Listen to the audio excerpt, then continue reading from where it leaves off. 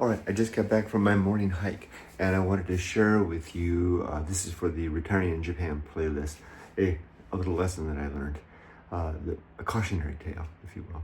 If you're using Wise or a service like Wise, but particularly Wise, because I don't know if the same holds true with OFX, I imagine it does. If you're transmitting money between your country and Japan, particularly in my case, the United States and Japan, here's the thing. I bumped into this issue twice. Fortunately, it won't be a showstopper, but here's the issue. I'll explain both circumstances.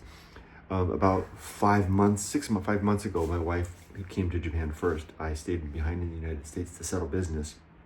I needed to send her money to buy us a car.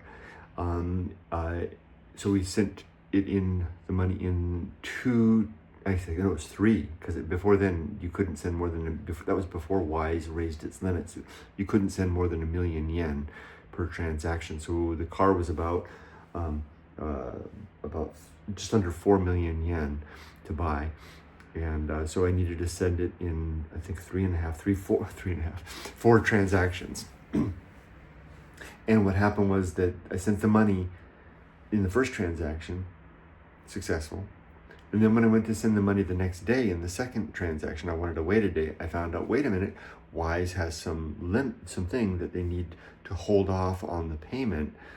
They want to, the message that actually came up on the screen said I needed to give 4 business days for the funds to complete their thingy, whatever that is, right? So, because the money comes across. Wise I don't know how they get away with it, but you can send you can withdraw a big block of money out of your bank into Wise, convert it to you from dollars to yen immediately, and transmit it across the ocean in minutes. And it appears in your Japanese bank account. But Wise requires 4 days to make sure that all of that is on the up and up before they'll let you do it again. Get it? I think I said it pretty clearly there. 4 days. It wasn't a big deal. I had enough time when we bought the car to do that. So I was like, it panicked for a moment. It's like, oh my gosh. So what I did was I was able to get it through before the final payment on the car was needed. We could own the car. You got the point.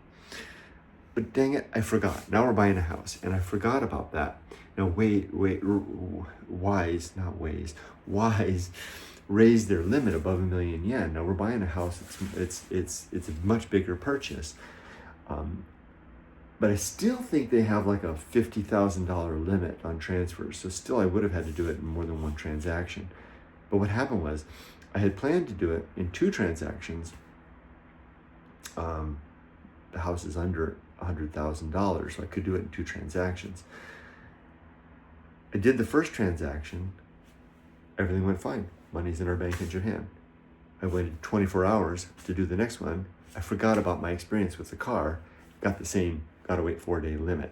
Damn it.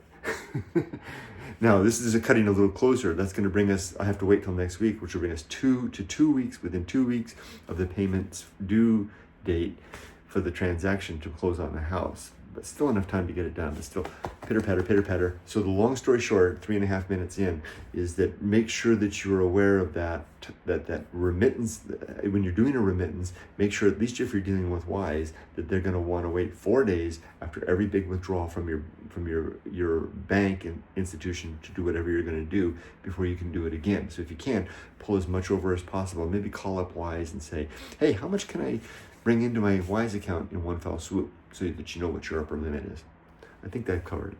There you go. That's the point I wanted to make. Wishing you all the best. And remember, you can learn a lot about the experience that I had, my wife and I had, retiring in Japan by checking out my book, Retiring in Japan, available connected. If you watch this on YouTube, it's down there in my link, or in the my YouTube store, or you can get it on Amazon, Retiring in Japan. All right, take care. Bye-bye.